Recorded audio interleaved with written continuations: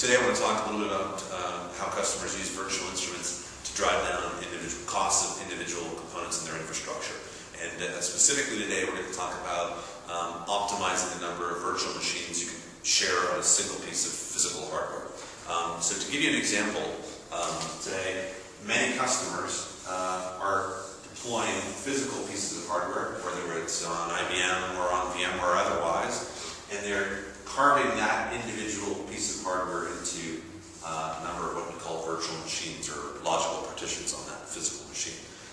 Unfortunately today, people are under-provisioning the resources for their virtual machines. So what that means is that in many cases, on a system like this, they end up with a ratio of potentially 4 to 1, meaning 4 virtual machines to 1 physical machine.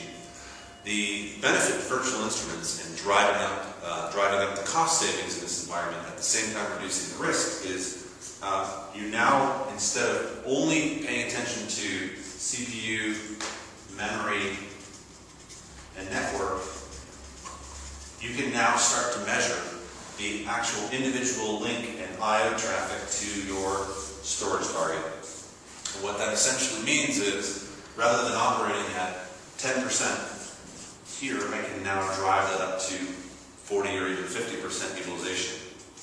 And I can do that without reducing the risk. Now, what does going from 10% to 40% mean?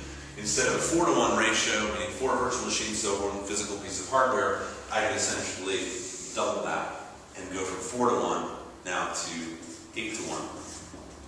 Now, once I've gone to 8 to 1, that means essentially if I'm buying a server, it could be anywhere from $100,000 per server up to $1 million per server, I've essentially cut in half the cost that I need to purchase. So I purchased half the server, taken up half the data center space that I had to before, and at the same time, because I'm actually measuring I/O, measuring the one piece that nothing else sees, I'm actually reducing the risk while I'm decreasing the cost in that environment.